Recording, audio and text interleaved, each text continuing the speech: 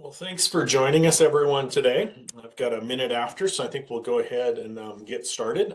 Thank you for joining us today in the second in our monthly agricultural economics webinar series this fall.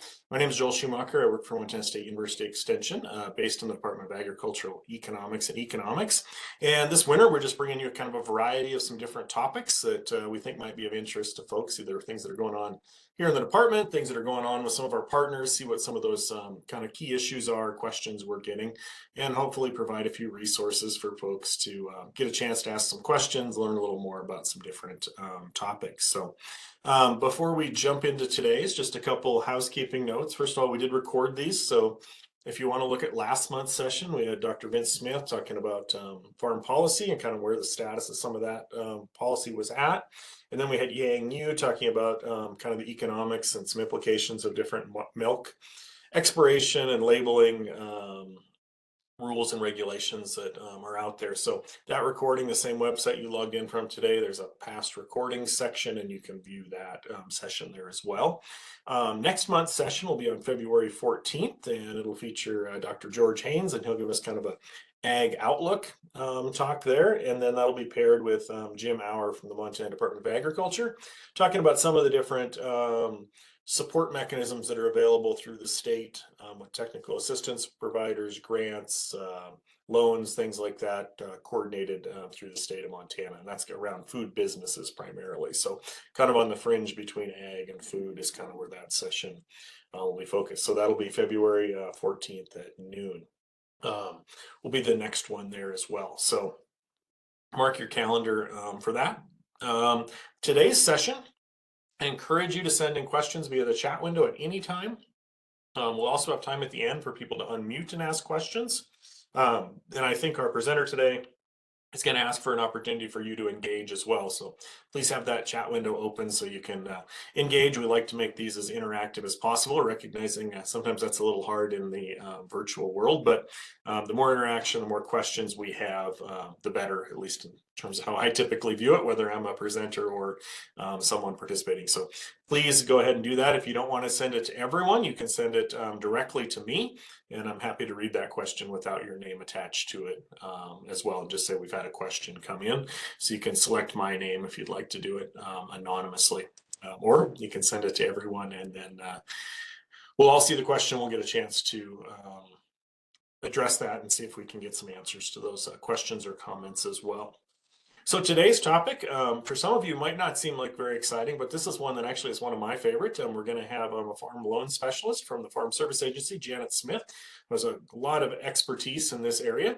She's going to talk about production and record keeping around finances. And this is one thing in working across the state that I've been surprised at. Number one, how little people know about their operations in terms of whether this enterprise is profitable, whether that one is, if they're subsidizing it from another part or from off-farm income, or if they're actually drawing down the value of the operation to keep it going because it's not actually cash flowing. Lots of things like that, I think, can really be learned by having some good production and record keeping. And I think most bankers and tax accountants will also appreciate if you have some good records. So I'm excited to hear a little bit more about that. And with that, I'm going to turn it over to you, Janet. All right. Good afternoon. My name is Janet Smith. I am a farm loan specialist for Farm Service Agency and basically have spent my entire career in ag lending. So we're going to talk today about basically some basic record keeping skills and what you need to really do to be able to be successful. Just a little background about me. I grew up on a cattle ranch in Livingston, Montana. Drove over the hill to Bozeman to get my degree in ag business. And then honestly, I've spent my entire career with USDA Farm Service Agency. So that's kind of who I am. I hope this is going to be an interactive webinar. So I've got some questions I'm going to ask. I can't actually see the chat when I'm presenting. So Joel's going to help us if you want to put anything in the chat, or I might just give you a little moment to think about something. And even if you want to unmute and give the answer, we can do it that way as well. And then like Joe said, there will also be a recording of this if you want to come back and look at it at a later time. So we're going to go ahead and get started. And we start with the obvious question. Oh goodness, we got to get it to work.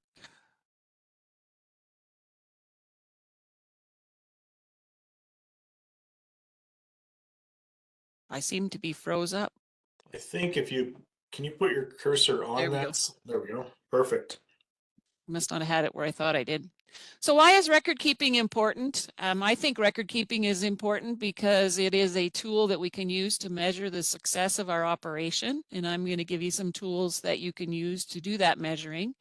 Assist you in making management decisions about purchases or changes to your operation. Assist in marketing plans. If you know where your break-even point is for a commodity that you're selling, then you can make an informed decision when you get ready to sell. To save money, records can assist you in knowing the amounts of purchases that you need to make, or when a purchase is on its best price, you can get set up in your budget so that you have enough money to purchase what you need to purchase at the right time to get the best deal. Your lender may require it as a loan condition to have records, and just wanted to make sure you knew that this is just an overview of record keeping and it is not mandated by our FSA procedure, because I'm required to tell you that. And the first thing that I want to advocate for is try and keep things as simple as you can and still get what you need. And when I say simple, basically what I mean is you need to kind of figure out what you want to get out of your record keeping and really set it at that level. I've got some people that I've worked with that have fantastic records and they have everything broke down to many, many, many categories. And I think sometimes we have to step back and ask ourselves, do we really need it that detailed? And in some cases, maybe we do, but in other cases, that might be more work than we need to do. So let's start with production records. I think production records are really important for the future of your herd. So what we can do for production records that might be something that we would want to look at is identifying genetic traits. There's a lot of records available today, especially when you're out purchasing bulls. If you're keeping records of what you need to do or what you plan to do, that can be very helpful. Things like culling that mean old cow out in the pasture that goes nuts when she's calving and there's a safety issue there. So she might be the first one that needs to get on the truck in the fall when we're making our culling decisions. Or maybe it's that pretty heifer that's out in the replacement heifer lot that is the biggest, prettiest one there. But when we really get down to it, she might be the one that is actually the least producing as she comes into your herd. We might want to keep track of for monetary purposes, such as there are a lot of disaster programs that are available, especially through Farm Service Agency or FSA, emergency assistance for livestock, livestock forage program, which is tied to the drought, or the indemnity program, which is tied to actual losses that you might have. And those records are the ones that are going to get you eligible for those particular type programs. The LIP program in particular is, if something happens of a natural cause that causes you to lose livestock, it's important to know what the temperatures were. If it's weather related, it's important to know, what was happening weather-wise, but also what happened to your cattle or livestock and what you were doing at that particular time to have those losses. For insurance purposes, for property tax purposes, income tax purposes, and also for reconciling your cow numbers for your local lender. How do we do that? Well, probably one of the simplest ways to do that is calving records. You can record the date of the birth of the calf, the cow number, or somehow is identified. And then again, recording those storm events, your vaccination records. If you're looking at selling calves, one question oftentimes the buyers are going to ask is, what vaccinations have you provided to your livestock? And that might give you, in some cases, a bonus depending on what you vaccinated for and what the buyer is willing to pay for. Weaning records are good management records to know things like what was your average weight of your calves when you weaned them, and where does that compare with maybe where you've been in the past or where you want to be in the future, to help you make management decisions with regards to that data. And then, of course, crop production. If you're working with federal crop insurance or insurance on your crops at all, you're going to need to keep track of both acres and yield, how much it sold for, how much did you feed, how much did you seed, And then of course, field characteristics, was it dry? Did it forget to rain, or did it rain every day in June, which is what we're going to hope for this year? And those types of things, so that you can kind of figure out where to go from in the future based on where you've been in the past. Those calf records can be as simple as a little calving book that you pick up from the local ag store that might give you an opportunity to just put down the dates and the calf number, and maybe color if necessary, or how big it was. And then possibly if there were some calving problems, it was a hard pull or things like that. So you can help yourself when you get ready to have your weaning and moving into your next year, anything we can do different that will help that situation. And then, as I talked before, it's also important to record things like weather events for some of those disaster programs. So maybe there was new snow and it was cold out, or the wind was blowing, or then the Chinook winds came, and maybe even what you've been feeding, how much you've been feeding, so you have an idea where you're at. Moving on to financial record keeping, how do we keep it together long enough to figure out what went right or wrong? And again, I'm going to advocate that I think you need to keep it as simple as you can and get what you want out of it. So you're going to have to decide what level of detail you want to be at in order to make it be successful for you. So you're generally going to start with a couple different tools, your financial statement. And as we talk today, you're going to see us bounce back and forth a little bit between the financial statement word and balance sheet. But really, for our purposes today, those are one and the same. And then cash flow projections. And you may want to do, if you have enough data available, do some partial budgeting. And then also income, a statement. So what did I make off of this operation this year? And then if you have that past history, it's a nice way to compare that and see what's changing, what's improving. Most cases, if you're borrowing money, this is something that your lender is going to want to see as well. So who cares about that? And kind of already talked about that. Your banker will care, your tax accountant will care, farm programs at the local FSA office, if they require you to keep records for a particular program, such as yields, such as acres, you're going to need that information. Your credit report might care, because if you're financially able to pay debts on time, you're going to have a higher credit score, and those credit scores are used for any kind of lending, and sometimes even in the insurance industry. Your family will care, because, you know, they need to eat and you need to provide for them. Your cows will care because they want to get fed. And of course, you will care. So what do we need to keep as far as records?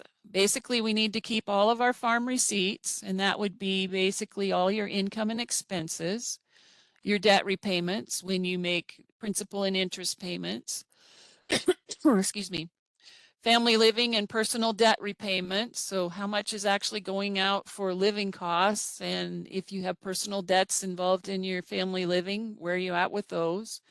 Corresponding cattle numbers to sales. You'll need bank statements, and you'll need production records. And one thing I would encourage you to do is, in regards to your filing system and what you're keeping, is visit with your tax accountant and find out how many years of receipts that they want you to keep and what level of receipts they want. That way, if you were ever audited, you would have the correct information from them. How to do it, again, that's going to be a decision that you get to make. I'm going to offer you a few suggestions here. I know some very successful record keepers that have an envelope system. So they have envelopes, they put different things in different envelopes to categorize them. And at the end of the year, they have all their envelopes all in one place, and it makes it pretty simple. Other places I've seen them use binders where they're doing basically the same thing, or some type of a ledger system. When I was growing up, my mom had a big brown book that was a big ledger, and she spent lots of time recording all the ranch expenses in her ledger, took the ledger to the accountant, worked great. I think in today's world, most of us would probably prefer a spreadsheet so that we don't have to do the math. Maybe that's a computerized program, whether that be Excel or some type of program that you can use on your computer, or you can purchase the software for Quicken or QuickBooks, both great tools that can be used for bookkeeping. The most important part of this slide that I want to point out is you need to develop a filing system that works for you, a method that you're planning to use, a person of authority, and that means that's the person that's probably going to, in general, be responsible for the bookkeeping. And that could be more than one person. And then schedule a time and a place and then stick with it. And when I say the time and the place, one thing I want to remind you is don't set yourself up for failure by picking 10:30 after the news is over to work on your books, because if you're like me, you're probably not, my brain isn't the sharpest at 10:30 at night. I think we have to sometimes give ourselves permission to work on our business instead of in our business. And some of the most successful people I've seen literally spend, as an example, every Monday morning from 8 until 10, just like they were at a regular job, working on bookkeeping to make sure they get the bookkeeping done for the week. And by doing it once a week, it's fresh in their mind. The receipts can be recorded. They know what they're tied to. Just makes the process much simpler. We still run into a lot of people that work on their books at the end of the year, and then that becomes a 2-week chore. Lots of opportunity for mistakes because it's a tedious job at that point. So maybe it's not once a week, maybe it's once a month, but please don't wait till the very end and make it be such a miserable process that nobody ever wants to work on the books.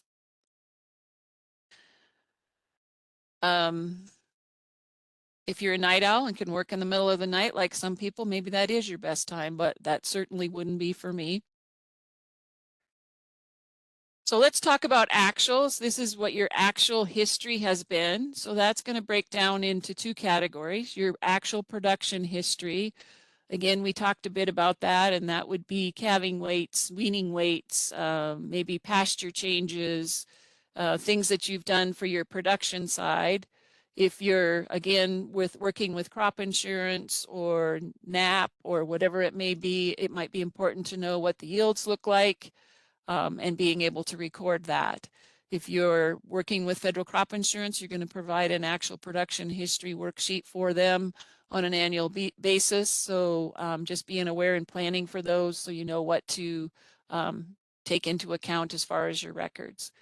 There are some operations, especially large grain operations, that are concerned about what their yields are on specific fields rather than just a total overall yield of the farm, because that might tell them some management decisions about whether they would continue with that piece of ground, perhaps as a lease or not. And those records would become very valuable to them as far as on a field basis or on a farm basis. Again, your choice to get you the information that you need in order to make good management decisions. From the financial side, we're going to look at actual financial history. So all income, expenses, payments, and loans that are going to flow through that account, itemized to the level that it makes sense to you. And then this should also include your personal income and expenses as separate categories. If there's one category that I see in all my years of lending that is a category that oftentimes gets missed but can really be a budget buster, is that of owner withdrawal or family living costs. An easy way that I would suggest to try to deal with the family living piece, if you've got a Quicken or QuickBooks program or even Excel and you can categorize those easily, then that is a very easy way to do that. But a couple things that have made a lot of sense for a lot of people would be, as an example, have 2 checking accounts. Have a business checking account for the ranch or farm, and then have a personal checking account. And even if that means you write a check once a month into the personal account from the farmer ranch account for the living costs, it would be an easy way to figure out exactly how many dollars you're walking through from a family living standpoint. And that's a category that's become a real budget buster in the last few years as well. Groceries are expensive, living is expensive, but we've certainly found that those numbers go up. We've got a lot of folks for many years that said, oh, you know, if you're a farmer or a rancher, you can live on probably $1,000 a month. And I see a huge variation on what people actually can live on from for their family living costs across the state, even across any portfolio that I've worked in. So being able to really understand and know what's in that personal side can be very helpful in looking at that overall budget. And then again, categorize so that it makes sense to you and only to the level that you need that information. A great place to start if you're just getting started on that would be to look at an actual Schedule F, which is your farm income and expense. If you'll notice on the screen, there's the income part right off of the tax return.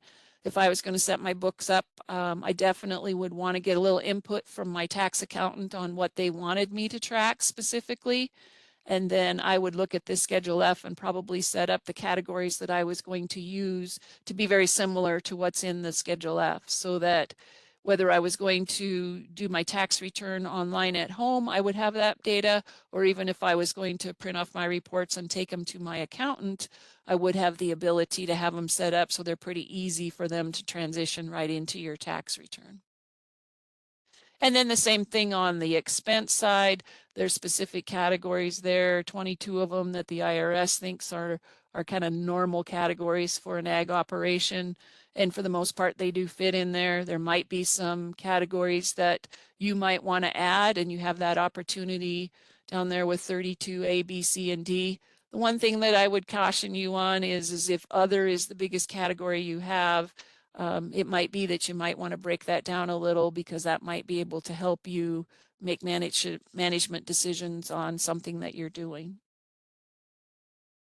How to categorize, again, get some input from that accountant or whoever's going to prepare the tax return at the end of the year, but also categorizing things like, I'm going to write a check to CHS for $17,000.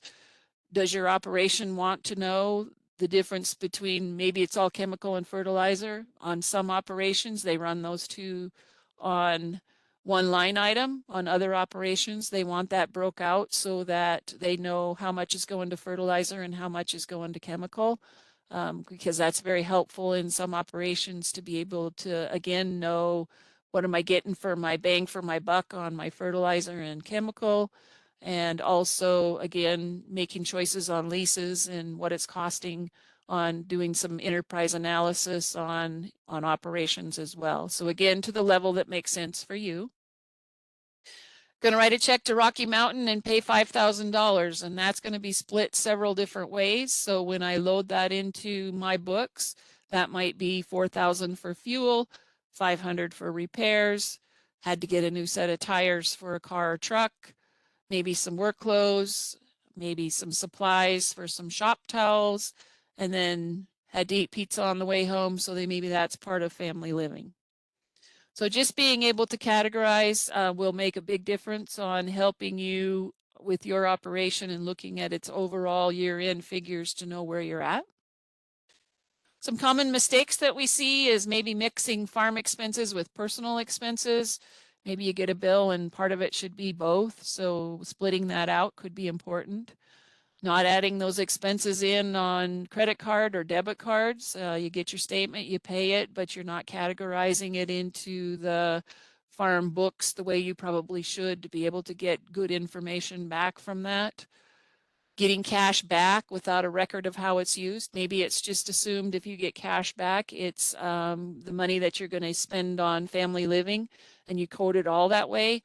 Or maybe you were purchasing parts with it and you want to give credit for that on your Schedule F. So you need to make sure you break that out if you're using it that way. Sometimes we have run into problems when only one person understands the bookkeeping system, and maybe if it's a spouse or another business partner, they don't understand it. It's always a good practice to probably have someone who's basically in charge of that process, but also checking in if you're not that person, so you understand what those reports are and what they're telling you, so that you can make management decisions from that. Not keeping receipts. You buy something, you throw it on the dashboard of the pickup, you go home and the receipt gets lost. A simple system that I've seen work in many operations is a little pencil bag or some kind of a little permanent bag that just sits in the vehicle, and the receipts, when they're in town, all go in it and get zip shut, so that when the wind comes along and blows everything out, we don't have to worry about it.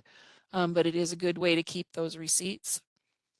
Not backing your computer system up. I can attest to this one personally. I now back not only my my books up on my computer, but I also back them up onto a external hard drive or a jump drive because I have actually experienced the computer died and so did all of my records. So I always recommend an external source on that. I know it's a pain to do that twice, but trust me, if you ever have to walk in those shoes of my computer died, you'll be glad you have that backup. And then production records not matching up, or the last one, including capital expenditure, not including capital expenditures or contributions. So capital expenditures would be that new tractor that you purchased, or maybe it's a new pickup, or maybe it's a new baler. So you obviously spent money on that, or maybe you got a loan for it. So that needs to come into your records so that you can track either if there's a loan, get that tracking on your balance sheet and your payments going, or if it was cash that was used, then it's an asset that goes on your balance sheet. One other trick that I think I've used over the years that I think works really well, we talked about maybe doing a separate account for personal. Do the same thing with a credit card. Maybe you have a credit card that's used exclusively for your business operation, and then maybe you have a credit card that you use for family living expenses. If you're able to just separate those two out, then that makes your bookkeeping much simpler as you go along.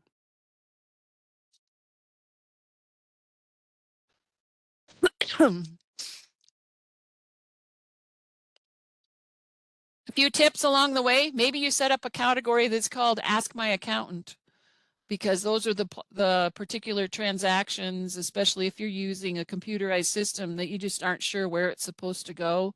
The one that always comes to mind for me is maybe it's small shop tools, or where do you draw the line between small shop tools and something that needs to go on the depreciation schedule. So that might land in that Ask My Accountant category, and then you meet with your accountant, and then you're able to slide it into whatever category you and your accountant have agreed on. Also, setting up that small tool category. Needed a new drill in the shop, maybe you needed a new welder in the shop.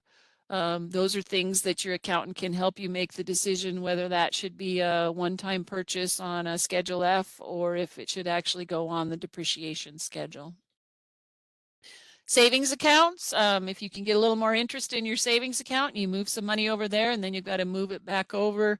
Remember that transaction, especially if you're on a computerized program, might require a transaction in two different accounts. So you need to make sure that you've got that flowing in and flowing out, and you're able to track that. Bill pay through QuickBooks or through your local bank. You can use bill pay, works out real well. I use bill pay with my Wells Fargo account, works very well for me. Don't have to have hardly any more stamps because I can do all of that electronically. Need to watch transfers between accounts and make sure they make sense, because it's always a equal transaction. If it comes out of one account and goes into another account, we got to make sure that those two balance out. And then estimating your actuals, like as an example for the accountant or for your lender, doesn't usually work out real well. So it would encourage you not to get into estimating if you don't have any basis to know for what it's for. And then again, scheduling time to work on your records. We talked about that already, but sometimes we set ourselves up for failure just by the fact that we get so far behind, then it becomes such a big chore. You start taking shortcuts and your books probably pay the price for that. Can anybody else think of any tips that they would like to contribute?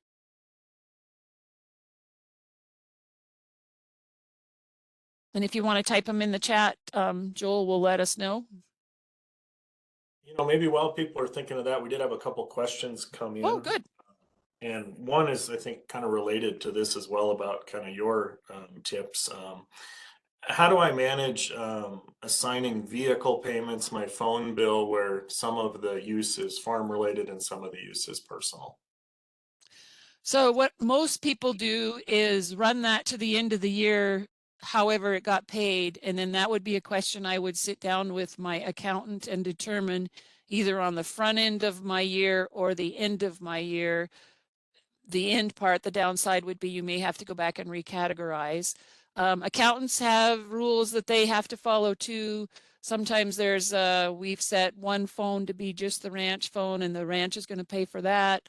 There's another phone that's personal and family living is going to pay for that. So again, you and your accountant will have to decide how to allocate those out. And the same thing with vehicles. If you know how much gas that you've put in them and, you know, want to file to get gas tax back, or want to allocate how much of one vehicle is for your operation versus personal, you and your accountant can set up what they're going to do with regards to how much you're going to be able to write off. Did I answer the question? I'll watch the chat window to see if that answers their question. Let me give you one more before we Sure. move back here. So it's kind of a two-part question. One is I farm across the road from my brother. We share some equipment back and forth. Should I be tracking this? And then part two of the question is there a guide somewhere that I can look at for advice on these types of situations? Well, I'm a big proponent of Mont Guides, which is MSU extension. Sharing equipment, I think what you have to monitor there and keep track of is, you know, the owner's going to get the deductions for, as an example, depreciation. But if you're spending money or you're trading, you know, this for that, I know of a lot of operations where that started out to be a really fair deal for both sides and ended up to be kind of a mess for at least one side in the future. So I always say if you're involved with anybody on any kind of business transaction, just make sure that it makes sense to both of you and that you're both meeting both sides of the agreement. So who gets to use it first, or will it be available when I need it? Or who's responsible for the repairs? If it's at my house, do I have to pay for all of the repairs for anything that happens to it? Versus is that normal wear and tear? All right, thanks. And the first person asked a question said that did answer their question. Oh, So, good, good. and nothing else in the chat window at this time. Okay, we're going to keep moving then. So I want to talk a few minutes about what a financial statement is. Again, same thing as a balance sheet if you're used to looking at it from that avenue. And always the thing you want to remember about a balance sheet is it's basically a snapshot in time of where you're at today. So on January 10th, this is what I own and this is what I owe, versus a cash flow, which is for a whole period of time, typically a calendar year. So when you look at a balance sheet or a financial statement, it's usually broken into three different categories: current, intermediate, and long-term on the asset side, which is the left side. And then also on the liability side, again, current, intermediate, and long-term. So current basically in most general practices is what's happening within the next year. And intermediate would be more than a year and up to, and again, depends on who you talk to, either 7 years or 15 years. But basically what happens in that intermediate category is that's where you're going to see the stuff that you're not going to either have on hand or quickly convert to cash within the next year. So it would be things like the cow herd, the equipment that you have, vehicles that you have. And then long-term assets and liabilities would be your real estate itself, and then buildings as well, potentially maybe pivots, depending upon what you feel the useful life of your pivot is going to be. Sometimes they're in long-term, sometimes they're in intermediate. And then your liabilities match up with all of those. Again, current would be what's due in 1 year. Intermediate would be any debt associated with the cow herd, the equipment, the pickup, etc. Something that's going to get paid back in more than a year. So maybe let's say 2 years up to sometimes, depending on how far it's stretched out, 10 to 15 years. But it's the debt associated with those basic chattels, which is the cow herd, the equipment, etc. And then your long-term again is going to be that long-term debt to purchase the real estate, which could go out, 20, 30, 40 years. There's a portion of that that will be due up in that current side with your payment that's due annually, but the majority of that debt's going to be on your balance sheet, basically in that lower right-hand corner, being the stuff that is owed over the long term. So why is it important to do a balance sheet? Because this is how we measure whether we had success or not. So if this is a January 1st balance sheet, because that's the first day of our cash flow period, and for most people that's farming and ranching, unless it's an entity, they're probably running their taxes on a calendar year basis. So January 1st would be an ideal time to build a balance sheet in an operation, or maybe when you get ready to do your operating loan for the year, you might be doing a balance sheet with a lender at a different point in time. The one thing I would encourage you to do on your balance sheet, though, is pick a time when you're going to prepare it once a year. Do actually prepare one, because there's a lot of things we can learn about our operations success by looking at a balance sheet. But to be able to do a fair comparison, it's usually best if if it's done approximately a year apart. And whether that's January 1st or you pick that to be March 1st is kind of up to you. But one thing I would encourage you to do is do that when you get done with your marketing for the most part. So let's use a grain example. We've got grain on hand that we harvested all year. It's sitting on our balance sheet. Maybe we've got a little of it sold under contract, but it hasn't sold yet. And if it's not under contract, price can be very variable. So if we do a balance sheet in November, and we have all this grain on hand, and we're proposing that that grain will cover the bills that are on the balance sheet as well. By the time that grain gets marketed, it may not get marketed at the same market value price that we put on the balance sheet. So what I like to see as far as balance sheets is to try to do that balance sheet after the majority of the marketing is done. Now, I recognize that there's always going to be a little grain in the bin, hopefully.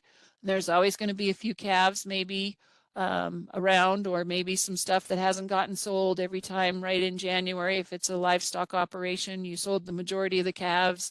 You've got some replacement heifers, and perhaps you have a few small ones that you plan on either going to grass with or selling later on. And so those might be just sitting there as a current asset. But if you have the majority of your marketing done, then that balance sheet will probably make more sense because it's not so highly influenced about the difference between what I think I'm going to sell for and what I actually do sell for. And then it becomes a pretty good yardstick or measuring tool to look at from year to year if it's a pretty stable situation. And then the other piece is we can take a balance sheet and we can say our land is worth $750,000. And then we can look around and say, you know, that's probably what I paid for it, but in today's world, it's probably worth double that. And so I'm just going to change that on my balance sheet to 1.5 million. Nothing that you did in your operation that year created that value change. I shouldn't say nothing, because there are things that could happen, such as some development type things. But to just simply change the value on it is going to affect your net worth. And that's one of the things you want to measure is your net worth of your operation or your equity. And so what we need to be able to sort out and recognize is the difference between how that equity is obtained by, one, the operation, which is profitability, or two, did we just simply change the value up 750,000, which increases our equity position? And it's not wrong to put it on there at 1.5. You just need to recognize that that was a change in value and not from the operation itself. Anybody have any questions about that? I hope I didn't lose anybody there. No questions in the chat window.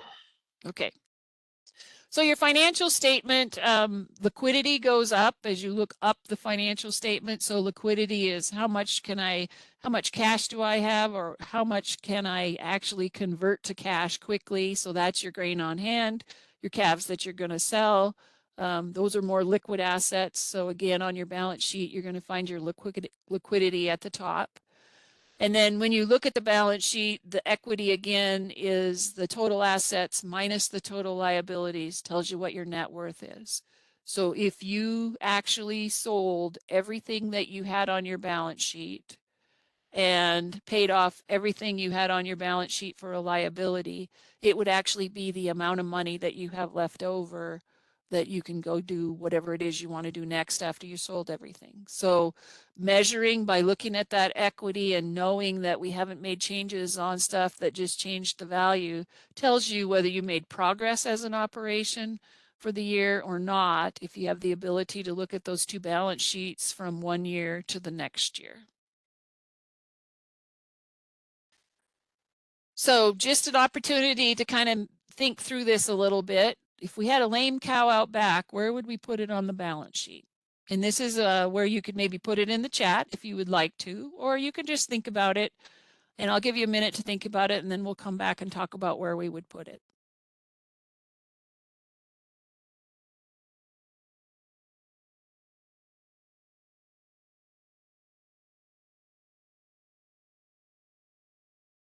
We had one comment come in, says the lame cow out back is going to go in my freezer. Good plan. Very well. So current asset could be converted to cash or converted to meat for the freezer. So that's going to be a current asset. How about that annual operating loan?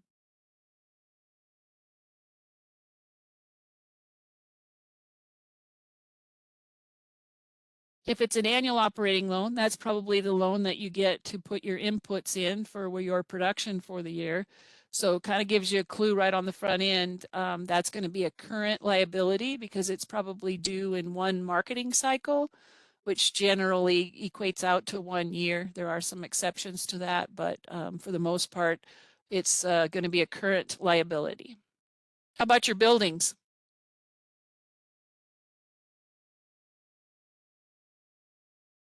And Joel, just holler if somebody puts something in the chat.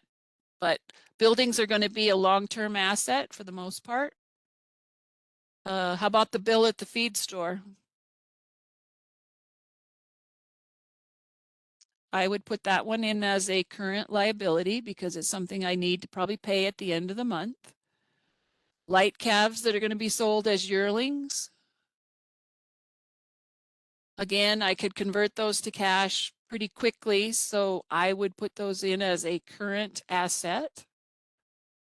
How about real estate taxes?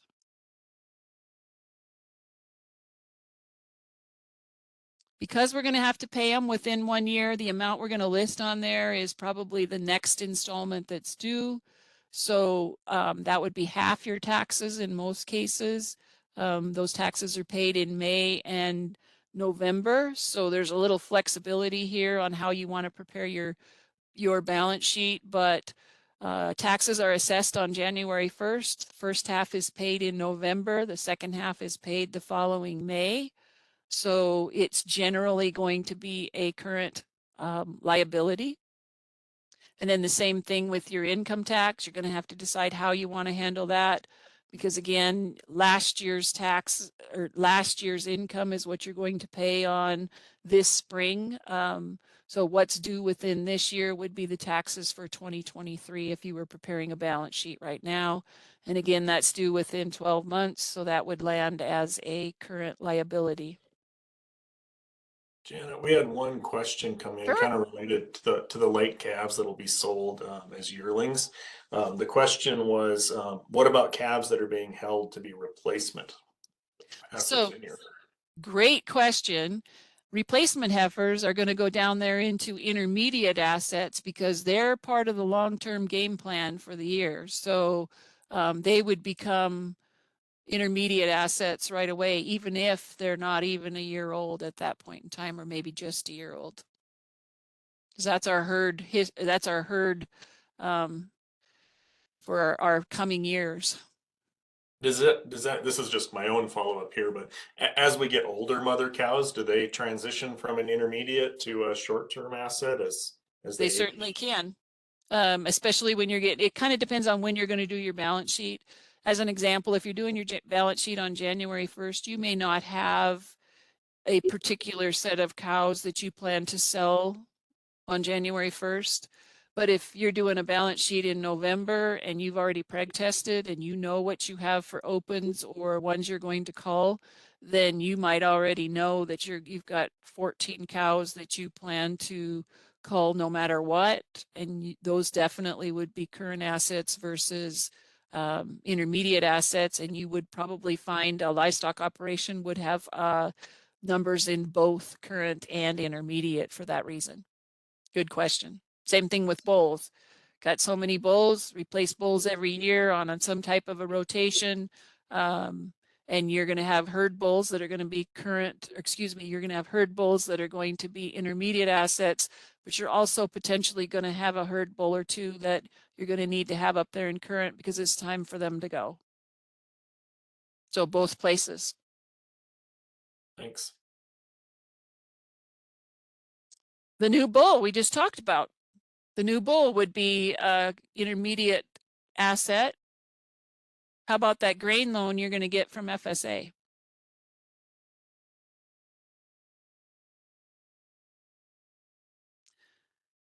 Most grain loans are 9-month loans. So those typically would be something that we would put on as a current liability. How about the new feeding pickup we just bought?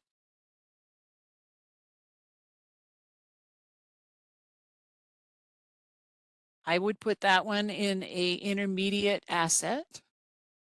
How about the fuel that we bought for next year?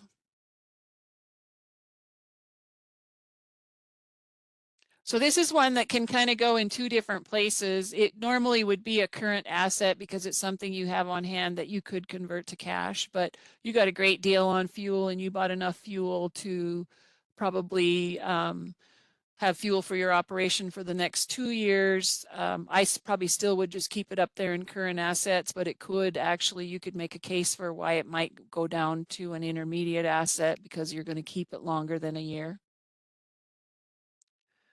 Savings accounts. So savings accounts are, and it could depend on where you plan or whether or not you plan to use that savings account.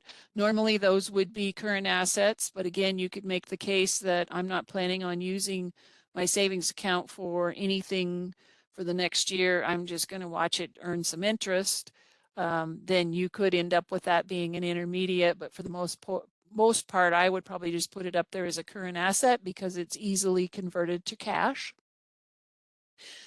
How about a certificate of deposit that you have with the BIA for holding your leases? Leases have to be paid on an annual basis with the BIA, and so that would be a current liability. And then how about a cow loan? And this is another one that kind of depends on the terms of your cow loan, but for the most part, if you're buying cows, you're probably buying them over time. So if they are over time, then they would be an intermediate liability because you're probably paying for those cows somewhere between 2 and 5 or up to 7 years, sometimes stretched out longer than that if necessary, but an intermediate liability. How about that machinery loan?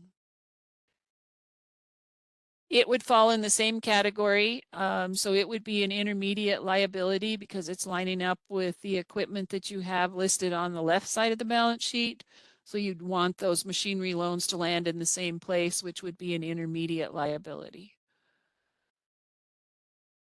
Cow herd, same thing, intermediate asset. Would follow right with the tractor as an intermediate asset. And then land loan, that would be a long-term liability and it would line up right across from your long-term asset, which is the land itself. How about your horses? Horses is always a fun one. A lot of bankers will tell you that a horse is just nothing but a liability, but all joking aside, if you're going to sell your horse within the next year, it could be a current asset. If your horse is an integral part of your ranching operation, it's going to be listed right there with the cows as an intermediate asset. Land, of course, would be across from on the left-hand side under long-term, matching up with the long-term liabilities that you might have in order to pay for that land. And then there's the wheat. Go ahead. Do we have a question? We had a question come in around a tractor, and I'll just read it directly to you here. Does it matter on the value of my tractor if I have fully depreciated it already? Oh, it's market value. Right. Still has value, even though you maybe have gone through all your depreciation on your tax return. It still has value.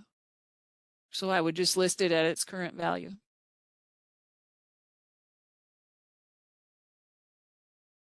Any other questions on that? That's the only one in there right now. Okay. So then we've got the wheat from 2002 that sprouted over a few times.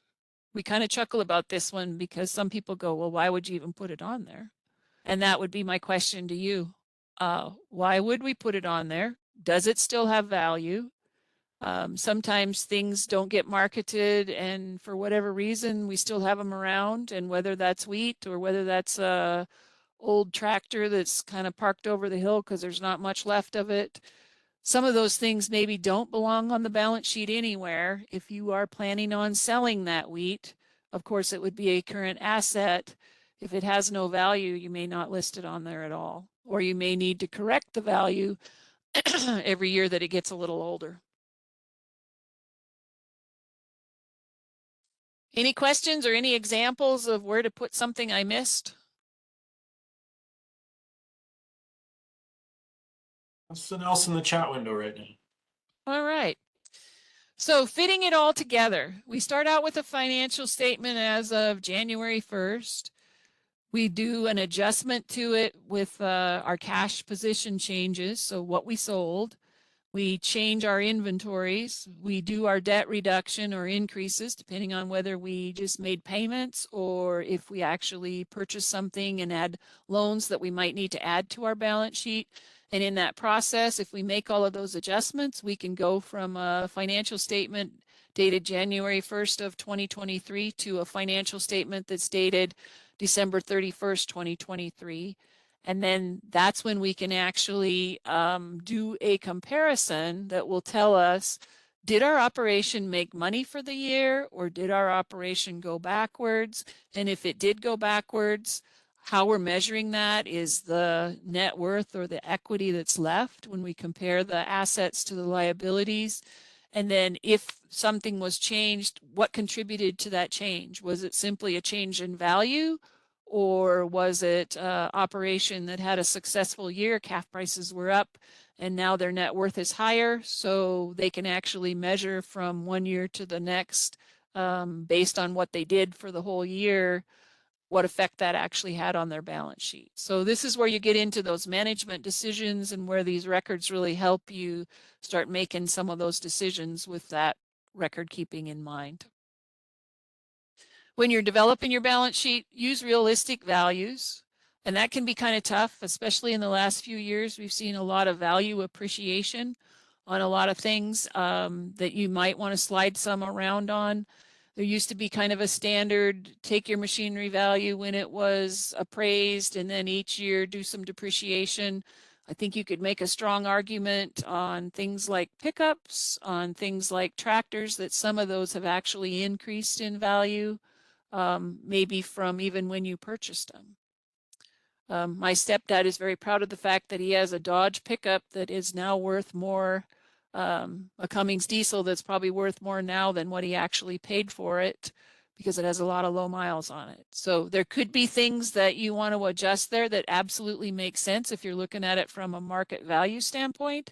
If you're using it for just simply a yardstick to measure your equity position, then you or how successful your operation was, then you might want to just hold those at a constant value and make sure that you've got the information to tell you whether things have gone up or things have gone down.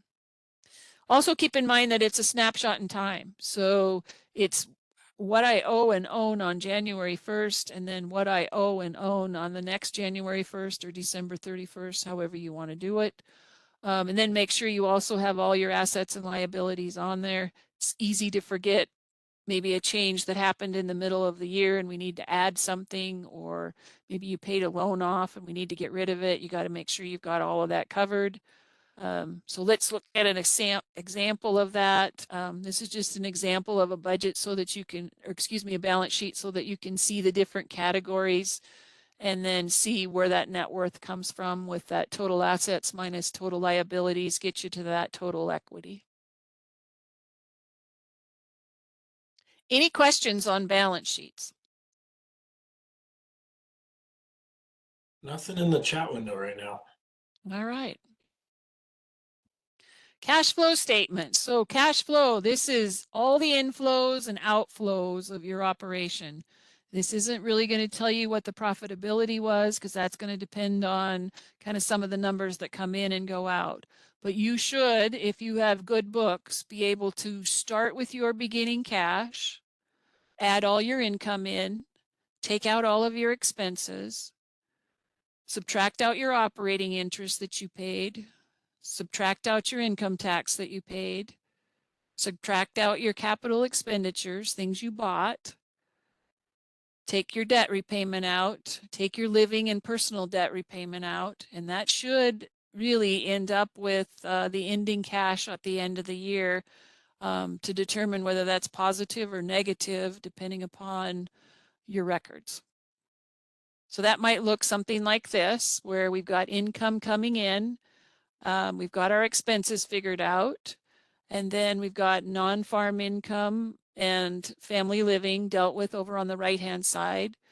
We've spent some money on some capital expenditures and we made our payments. We paid back our annual operating loan and then we also made our term payments.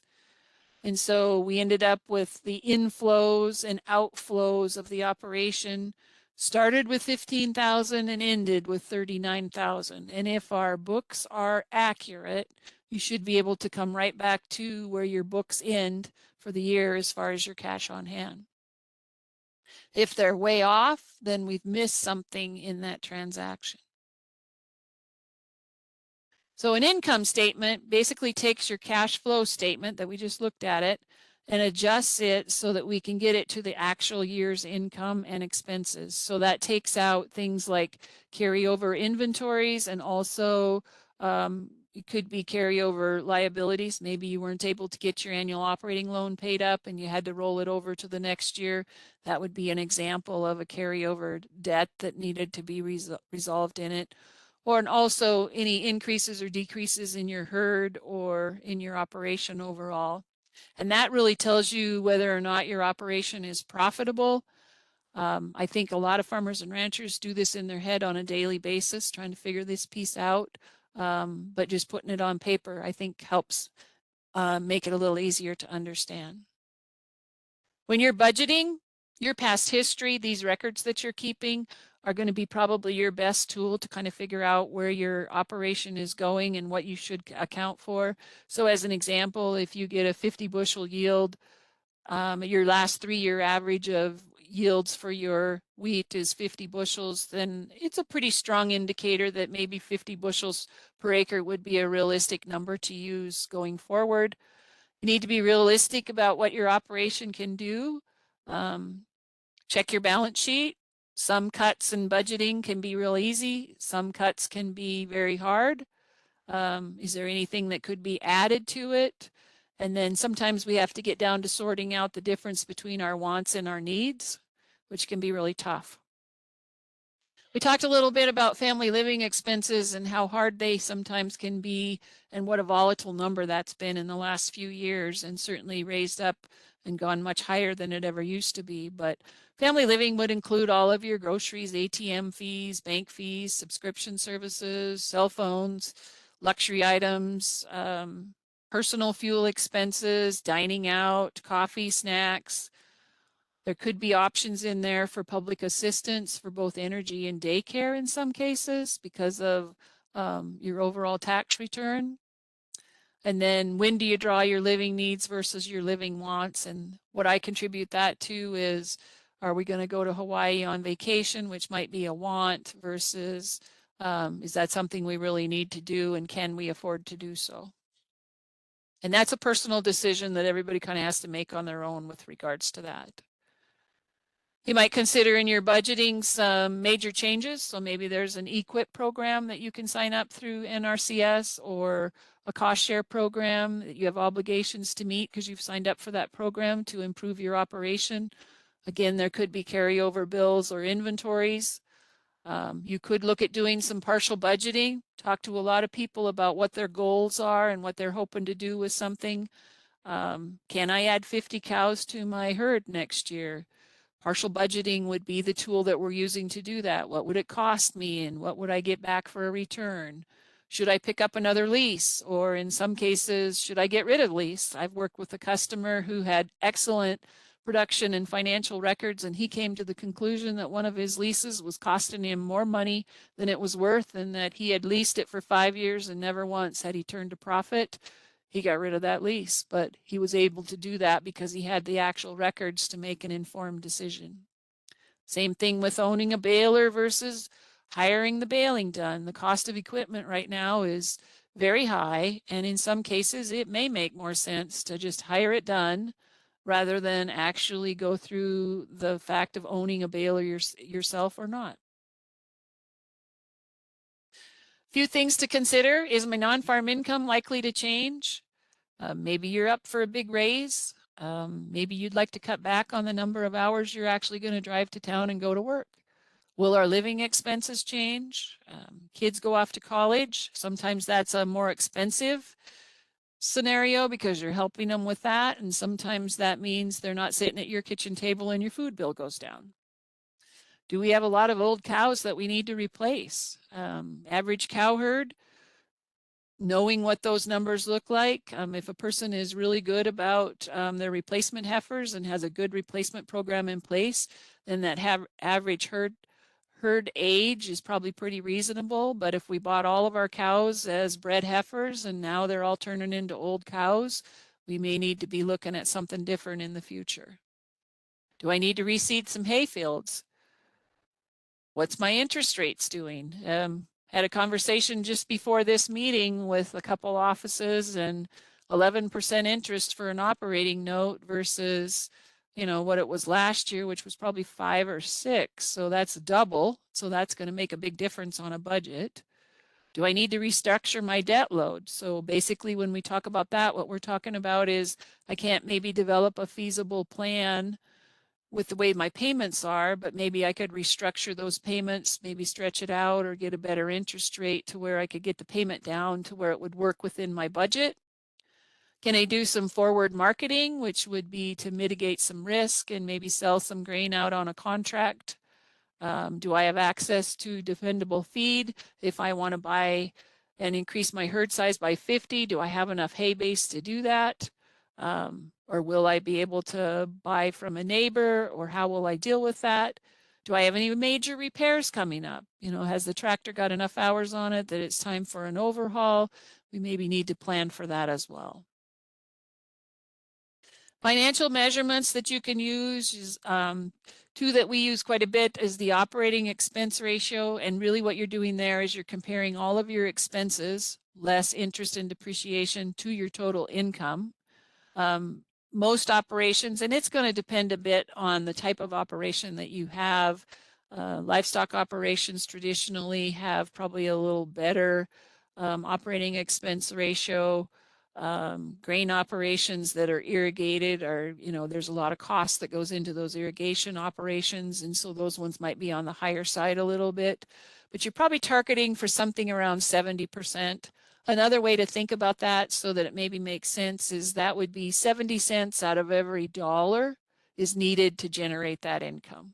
And that's just saying it a different way than saying my operating expense ratio is 70%. Interest expense ratio, total interest paid based on total income, probably want that to be 10% or less. And that in some cases this year could be a challenge as well. How did my year come out? Well, did I meet all of my obligations? Did my equity position improve or deteriorate? What does my future hold based on that? Will my banker loan me some more money again? In other words, does my budget work?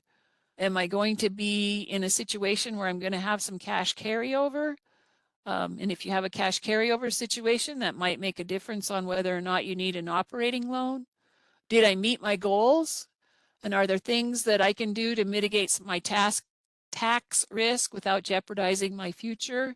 There's a lot of people that spend a lot of time the last few weeks of the calendar year or corporate year, if it's an entity, kind of balancing that tax return. When am I going to sell grain? Might make sense to look at that and make sure that I can balance that out.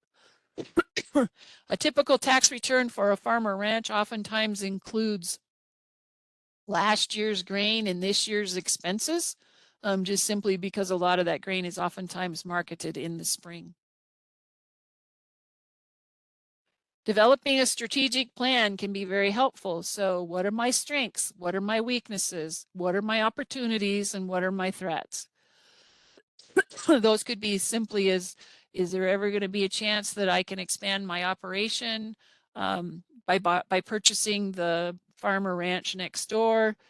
Are there threats to, I might lose a lease, and how integral is that lease to our operation? Setting goals can be very helpful. Short-term goals, something that's going to happen within 1 year. Intermediate-term goals, something that's going to happen between 5 and 7 years. Long-term goals, what's going to happen in my lifetime. So, sample of a goal. I want to increase my weaning weight by 50 pounds. How am I going to get there? Some things that might happen. Tighten your calving window. Use your EPDs to select bulls with good birth weights and weaning weights. Improve your mineral program. Ensure you have good, clean water. Develop a pasture rotation system. Vaccinate calves to minimize risk. Maybe you want to improve your weaning weight percentage. Purchase straw for calving so you can deal with the cold weather. Move your calving period to warmer times. Pregnancy test so that you're not running a bunch of open cows that are not going to deliver a calf this year. And then semen and trick test your bulls each spring, especially if you're going to summer pastures where there's a lot of other bulls around, making sure that you're not transmitting any diseases there. More goals, reduce debt by 50,000 in the next 3 years. That's going to affect your budget because you're going to have to do something in order to be able to do that. That might be paying a little extra out of non-farm income to help the farm operation. Convert unused equipment to cash. There is always a lot of equipment sitting on operations. And sometimes when you ask people when you're out there, when was the last time you actually used that tractor? There could sometimes be ones that we could get rid of and probably wouldn't miss. Refinancing debt to get to a lower interest rate is also another way that you can improve your debt reduction. You can improve your liquidity by maybe finding a non-farm job, rescheduling those payments so it matches your income stream, or in some cases, charging the kids for running their cows on your place. It's always a great thing to be able to help your kids get started in agriculture, but sometimes it comes at a very big cost. Improve your breed back, which is going to improve profitability, would be making sure you have replacement heifers that are breeding size. Again, semen and trick testing and adequate nutrition and a mineral supplement that will help them be able to breed. So in summary, ask for help. Work with your lender, work with your accountant. They can help you get something set up that is successful for not just you, but also for your banking needs as well as your tax year needs. It's really not scary if you have a system in place. Now's the time to get organized for 2024 because we're right here at the beginning of the year and it's a good place to get started. And with that, I'm sure you can do it. Any questions? There's only one question that came in a while ago. I think I just missed it along the way there. What do we do with farm payment? Is that income? Is that a balance sheet item? Farm payment like program payments? I'm assuming that's what they meant. Yeah, so program payments, if you have the check on hand, it could be a current asset.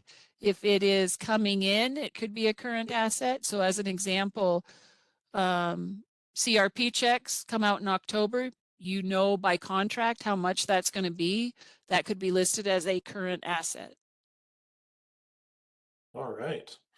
I'm going to encourage folks, if they've got a question, if you'd like to unmute, you're certainly welcome to do so, or you can continue to send questions in via chat.